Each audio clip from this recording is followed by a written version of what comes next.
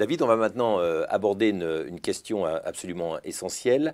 C'est le risque de voir le principe de précaution bloquer l'innovation et donc mécontenter l'industrie.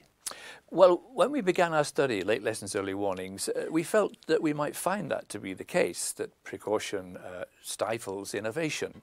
But in looking through and analysing the 26 case studies that we did, we found that precaution actually stimulates innovation. And it does so by essentially providing a pressure in the marketplace on industry to come up with more intelligent ways of meeting our needs. We know that when eventually there were regulations on CFCs, on asbestos, on mercury, lead and so on, that led to innovation. It forced the marketplace to generate better solutions. A recent study showing phthalates, which is a chemical that has been a problem for many people in Europe, the regulations, when they appeared, the rate of new patents in clever substitutes, better substitutes for phthalates, just rose. So you could see the connection between regulations and increase in patents as a measure of innovation. When you use precaution, you just bring forward by a decade or two those smarter innovations. You add pressure to the marketplace to generate new ideas. And so the early application actually brings forward innovation and stimulates it. It also does something else. It draws attention to the fact that when you make something that damages the environment or people, those costs are not yours as the maker of the product, like CFCs or lead, because they're dumped on the rest of society, on the victims themselves, on the taxpayers, on the health services, on the environmental cleanup services. And because of that, those costs are not included in the market price of your products. So the damaging products, lead, CFCs and so on, are cheap in the marketplace, but wrongly so. They should incorporate into them the full costs of their damage. When precautionary comes along, you can begin to bring into the market price some of those costs, either through taxes or regulations, and that raises the market price of the damaging substances to where they should be, and that encourages people with alternatives to come into the marketplace. Before that, or without this activity, through precaution, through regulations, through taxes, capturing harm, the damaging substances are just too cheap. And when something is cheap, it stops innovation, because innovation tends to be a little bit more expensive in the beginning. And so they're artificially kept out of the marketplace.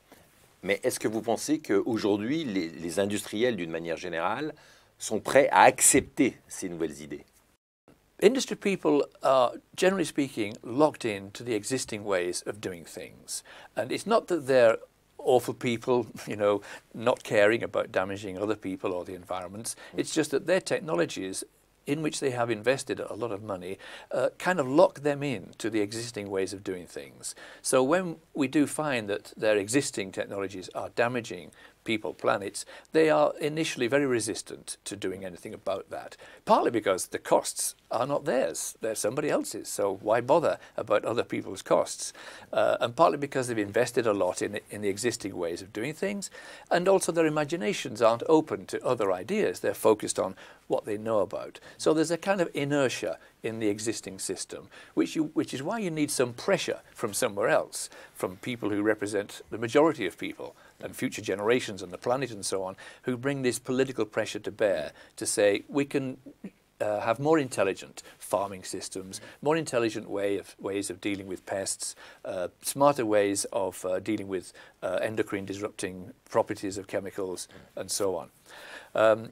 Of course, we might well bring in problems with new technologies. We'll also be surprised. Ça c'est un chapitre très très important. Donc, les nouvelles technologies qui font également évoluer l'industrie. Yeah, so any new technology, we can't foresee everything. There will always be surprises, but we can minimize the chances of nasty surprises in the future by, for example, using molecules within chemicals, like pesticides, that don't persist in the environment, don't bioaccumulate in fish and people, and which don't interfere with the endocrine disrupting system that we have.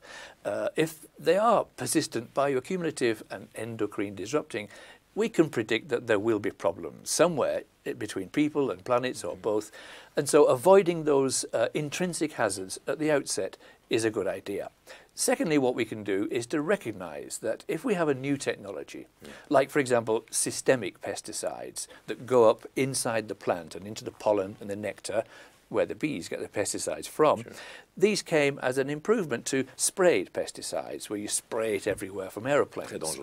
That was a bit of an advance, but we didn't work out how the new technology would damage bees, because we used a risk assessment methodology that was based on what we knew about sprayed pesticides. So the risk assessment over here was stuck on top of a new technology, and we made a big mistake collectively.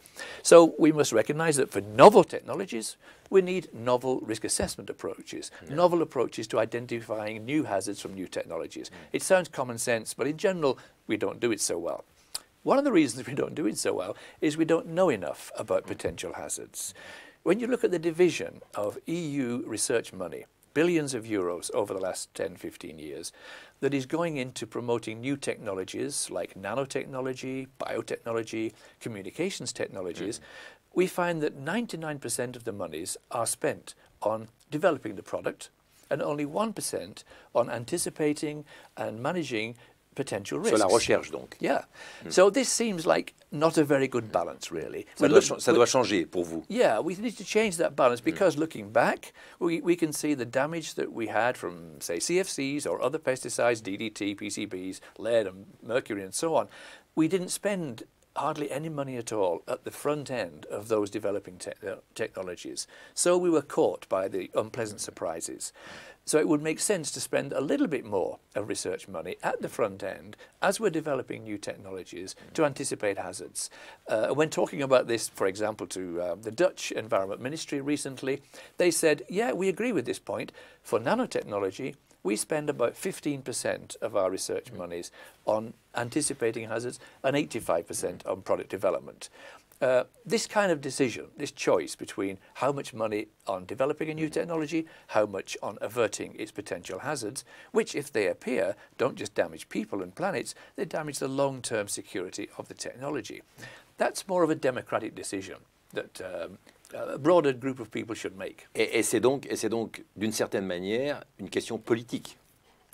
Absolutely, because it's taxpayers' money. Research is funded by taxpayers, both at EU level and government and member state level. Of course, some is done by private industry, but the money that the taxpayers are putting into research, it's a taxpayer's decision, you know, a democratic decision. How much on product development, how much on avoiding hazards? And we hope that if it ends up around about 10–15% on hazard prevention and the rest on product development, then industry itself will also do the same thing in order to give security for their own technologies. Et en même temps, on peut dire que le principe de précaution peut être un moteur, un stimulant pour la recherche.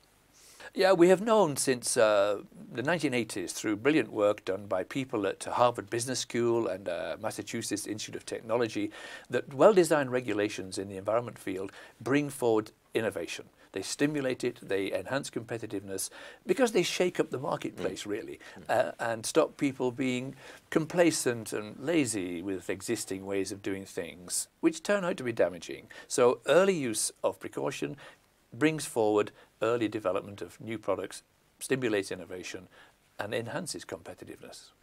Vous êtes optimiste sur cette question précise?